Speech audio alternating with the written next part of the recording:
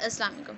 अब next chapter पे आते हैं गाइटन के। अच्छा, गाइटन मुझे ईजी लगती है, मतलब मज़े की है, कहानी होती है, स्टोरी शुरू होती है, एंड फिर मैकेनिज़्म अननोन होता है और फिर मज़ा आता है। अच्छा, इसमें जो चैप्टर 41 है, transport of oxygen and carbon dioxide in blood and tissue fluid, ये बहुत मज़े का है। एक छोटा सा कॉन्सेप्ट आपको समझ आ जाए, आपका पूरा चैप्टर समझ आ जाएगा। और अगर आपको बेसिक चीज़ समझ नहीं आई तो आपका पूरा चैप्टर समझ नहीं आएगा। ठीक है, येस और नो वाले हिसाब है। और सबसे इजी चैप्टर ये है, मतलब बहुत मज़े का चैप्टर है। इसमें मतलब लॉजिकल बातें हैं, मतलब जो आपको पहले ही पता है। बस जो मेन चीज़ होती है लॉजिकल जो है वो कॉन्सेप्ट आपको पहले है इस चैप्टर का, सिर्फ उसका जो है वो वैल्यूज़ वगैरह आपको याद करनी होंगी। मैं अगेन बता रही हूँ, मैं इसमें ओवरव्यू दूंगी, इसके बारे में डिटेल्स जो है वो मैं आपको नोट से करवाऊँगी। अच्छा, ये कुछ नहीं होता लिखा हुआ इसमें, देखें जैसे फॉर एग्जांपल के blood to transport 30 to 100 times as much oxygen. The presence of hemoglobin in the red blood cell allows the blood to transfer as much as to be transferred in the form of dissolved. आपको पता है जो blood है इसमें RBCs होते हैं, ठीक है। उसके अलावा जो आप ऑक्सीजन, आपने तो हमेशा ही पढ़े कि आरबीसी के अंदर हीमोग्लोबिन है, तो ऑक्सीजन जो है वो लंग्स जो है वो में जाता है ब्लड, और हीमोग्लोबिन ऑक्सीजन को पकड़ता है, HbO2 बनाता है, पूरी बॉडी को दे देता है। ये है ऑक्सीजन ट्रांसफ़र। दूसरा, ये ऑक्सीजन जो है ब्लड में डिफ्यूज़ होकर भी जाती है, इसका बहुत कम होती है ये वाली क्वान्टिटी। पार्शियल प्रेशर जो है वो आप इसके अकॉर्डिंग ले रहे होते, इसके अकॉर्डिंग नहीं ले रहे होते। मैं इसकी डिटेल जो है वो आपको बाद में बताऊँगी, ठीक है। वरना वीडियो लंबी हो जाती है। 9 मिनट्स में मैं एक ओवरव्यू दे सकती हूँ गाइटन के चैप्टर का कॉन्सेप्ट के साथ, या डॉक्टर नजीब ने जो वीडियोस बनाई उनके अकॉर्डिंग जो कॉन्सेप्ट मुझे ट्रांसफ़र करना है, और इसके अलावा बाकी चीज़ें जो है वो थोड़ी सी करके, तो उसमें तो मुझे थोड़ा सा आपका टाइम, थोड़ी सी आपकी कंसंट्रेशन चाहिए होगी, वो इंशाल्लाह बाद में। अभी आप ये देखें कि क्वेश्चंस इस चैप्टर में से कौन से इंपॉर्टेंट है। Transport of oxygen from the lungs to the body tissues, ठीक है, कैसे होती है? इसमें कुछ नहीं खास लिखा हुआ है सच। Diffusion of oxygen from the alveoli to the pulmonary capillary blood, ठीक है, इसमें भी कुछ एज सच नहीं है। अच्छा, कुछ चीज़ें होती हैं जो जस्ट लीड होती हैं। अच्छा, अब take of oxygen by pulmonary blood during the exercise, ठीक है, एक्सरसाइज के दौरान क्या क्या होता है, ये चीज़ें जो है वो आपकी इंपॉर्टेंट होती हैं। एक्सरसाइज के अंदर क्या क्या चीज़ें आती हैं, लास्ट टाइम हमने पढ़ा था। Through the pulmonary membrane the blood still become almost saturated with oxygen by the time it leaves the pulmonary capillaries, ठीक है। तो ये ठीक है, आपको मैं बाद में बताऊंगी इसके आप। ये इसकी चैप्टर की जितनी भी डायग्राम्स हैं ना, ये सारी बहुत इंपॉर्टेंट है, जितने भी ग्राफ्स हैं, ठीक है। अब ये देखें, जो आपका जो हमारे पास जो एल्वियोलर प्रेशर है 104 है, ऑक्सीजन ज़्यादा है, ठीक है। अब जो आपका ब्लड आ रहा है, ठीक है, उसमें ऑक्सीजन 40 है, तो ये वैल्यूज आपने याद करनी है। फिर क्या हुआ, एक्सचेंज हुआ, तो अब आपके वीनस साइड पे जो ब्लड जा रहा है, ठीक है, पल्मोनरी आर्टरी और वीनस का अलग होता है, पल्मोनरी वेन में ऑक्सीजनेटेड ब्लड होता है। ये जब हार्ट में आएगा, ठीक है, हार्ट की लेफ्ट साइड पे, तो ये ऑक्सीजनेटेड ब्लड लेके आएगा, तो ये 104 सेम हो गया। ये वैल्यूज़ याद करनी है, ठीक है। इसमें क्या है, कुछ भी नहीं है, ठीक है, ये ग्राफ। इसके बाद transport of oxygen in the arterial blood, arterial blood में ट्रांसपोर्ट कैसे होती है ऑक्सीजन की, ये देखेंगे हम, ठीक है। हम देखेंगे कि वीनस साइड मिक्सचर कहाँ पे ऐड जो है ना वो हो रहा होता है, कि कौन सी साइड है जहाँ पे ये जो है वीनस ब्लड जो है वो लंग्स का कुछ जो है वो इस में आ जाता है आपके एल्वेलर कैपिलरीज में, जिसे हम कहते हैं वीनस ब्लड जो है वो थोड़ा सा ऐड हो गया, जिससे जो है ये ग्राफ जो है ये बहुत ज़्यादा इंपॉर्टेंट है, जिसमें आपने समझना है कि किस तरह से पहले जब आ रहा था तो 40 था, फिर इसने जो है वो ब्लड जो है वो हमारे पास पहले जब आ रहा था डीऑक्सीजनेटेड ब्लड था लंग्स के पास, फिर जो इसने एल्वेलर से ब्लड लिया तो ये 104 हो गया। फिर इसके बाद इसमें कुछ वीनस सेट मिक्सचर जो है वो ऐड हुए, ठीक है, तो ये थोड़ा सा कम होके थोड़ा सा ऑलमोस्ट 100 से थोड़ा नीचे 90 के करीब कुछ इतना आ गया।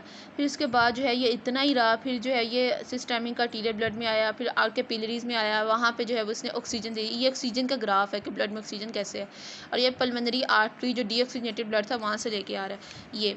फिर उसके बाद ये वाली जो है चीज़, ठीक है, defiant of into the peripheral tissues, उसमें ये डायग्राम, ठीक है, जो लिखा हुआ है ना, मेरी यकीन करें इस चैप्टर की डायग्राम करते जाएं, आपको सारी चीज़ें समझ आ जाएंगी, थ्योरी पढ़ने की ज़रूरत ही नहीं। अब जो इसमें लिखा हुआ है फॉर एग्जांपल 90 जो हमारे पास यहाँ पे आते आते ना 95 हो जाता है। देखिए मैंने आपको बताया था ऊपर 104 इसने लिया, कुछ तो वीनस जो है वो साइड का ब्लड डीऑक्सीजनेटेड इसमें ऐड होता है, वो मैं आपको बाद में बताऊंगी। फिर इसके बाद जो है कि मुझे अभी फ्लो में चलना है, उसके बाद जो है वो आपका 95 हो जाता है। 95 जो है वो टिश्यूज़ के पास आता है, तो टिश्यूज़ में जो है यहाँ पे पहले ही बड़ा कम पड़ा हुआ है, जो आपका इंटरस्टिशियल प्रेशर है वो 40 है, ठीक है, तो ये यहाँ से जो है वो डिफ्यूज़ होकर इंटरस्टिशियल में आ गया। फिर सेल का जो है वो अंदर और कम है 23 ऑलमोस्ट, तो ये जो है वो अंदर चला जाएगा सेल के अंदर, ठीक है, और वीनस साइड का जो है वो फिर 40 हो जाएगा 40, क्या गेन क्या हो गया 40। अब ये 40 वापस इधर आएगा इसके पास, अब तो मुझे जो है वो लंग्स के पास आ जाएगा मुझे ऑक्सीजन तो ठीक। फिर उसके बाद increasing blood flow raises interstitial fluid, ठीक है। ब्लड फ्लो अगर ज़्यादा करेंगे तो इंटरस्टिशियल फ्लूइड जो है उसका जो ऑक्सीजन का प्रेशर है, ठीक है, वो ज़्यादा हो जाएगा, ये देखना हमने, ठीक है। इंक्रीजिंग टिश्यू मेटाबॉलिज्म डिक्रीज, अगर टिश्यू का मेटाबॉलिज्म ज़्यादा होगा, कार्बन डाइऑक्साइड ज़्यादा प्रोड्यूस होगी, ऑक्सीजन यूज़ हो जाएगी, ऑक्सीजन जो है वो सेल यूज़ करते जाएंगे तो जैसे ऑक्सीजन कम हो जाएगी, ये देखेंगे, ठीक है। उसके बाद ये वाला जो ग्राफ है ऑक्सीजन की कंजम्पशन, ऑक्सीजन की कंजम्पशन जो है ना, ये अगर ऑक्सीजन ज़्यादा कंज्यूम हो रही है, ठीक है, ये देखें नीचे को यहाँ पे 4 into normal oxygen, normal oxygen consumption, उससे ऑक्सीजन ज़्यादा कंज्यूम हो रही है, ठीक है। ऑक्सीजन ज़्यादा कंज्यूम हो रही है तो इंटरस्टिशियल फ्लूइड में, ठीक है, ऑक्सीजन ज़्यादा कंज्यूम हो रही है तो इंटरस्टिशियल फ्लूइड में जो ऑक्सीजन का पार्शियल प्रेशर कम हो जाएगा, ठीक है। ये सेल है, ये एनवायरनमेंट है, यहाँ पे 40 पड़ा हुआ है, ठीक है, mg। अब ये ऑक्सीजन यहाँ से लेता जाएगा, सेल लेता जाएगा, एक्सरसाइज कर रहा है तो फिर यहाँ पे ऑक्सीजन कम होती जाएगी। तो ये बात बताई हुई है इस ग्राफ में। Diffusion of oxygen from the peripheral capillaries to the tissue cells, ये मैंने आपको बता दिया है।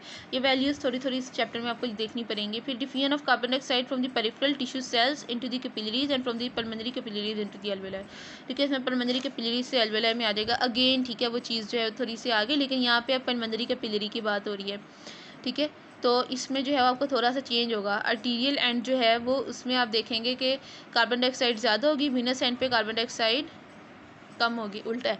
देखो मेरी बात सुने, वैसे क्या होती है, आर्टरी में कार्बन डाइऑक्साइड कम होती है, वेन में कार्बन डाइऑक्साइड ज़्यादा होती है। लेकिन ये बात आपको पता है ना कि पल्मोनरी आर्टरी और पल्मोनरी वेन इन दोनों में उल्टा हिसाब होता है। पल्मोनरी आर्टरी वो है जो हार्ट से ब्लड अवे लेके जा रही है लंग्स की तरफ, ठीक है, और इसके अंदर डीऑक्सीजनेटेड ब्लड होता है, इसके अंदर जो है आपकी कार्बन डाइऑक्साइड ज़्यादा होती है, जैसे 45। और पल्मोनरी वेन वो है जो लंग से ऑक्सीजनेटेड ब्लड लेके आ रही है टुवर्ड योर लेफ्ट एट्रिया या हार्ट, तो इसमें कार्बन डाइऑक्साइड कम होती है, जैसे 40। तो ये कार्बन डाइऑक्साइड का प्रेशर 45-40 बस इतना ही होता है। और जो एल्वेलाई का आया होता है वो 40 होता है। तो ये 5 जो है ना, यहाँ से 5 mmHg जो है वो हम लॉस कर देते हैं, ठीक है। फिर ये कुछ factors diffusion of carbon dioxide from the, ये इसके देखेंगे, बाकी सारी चीज़ें यकीन करेंगे इस चैप्टर तो साथ साथ एक्सप्लेन होता जा रहा है, इतना ईजी है। फिर उसके बाद अगेन ये ग्राफ के अगर नॉर्मल मेटाबॉलिज्म है, ये अगर मेटाबॉलिज्म ज़्यादा हो जाता है तो फिर जो है वो कार्बन डाइऑक्साइड ज़्यादा हो जाएगी। मेटाबॉलिज्म ज़्यादा होगा ना तो कार्बन डाइऑक्साइड ज़्यादा रिलीज होगी, इंटरस्टिशियल फ्लूइड में कार्बन डाइऑक्साइड ज़्यादा होगी और ऑक्सीजन कम होगी, बस ये दो चीज़ें।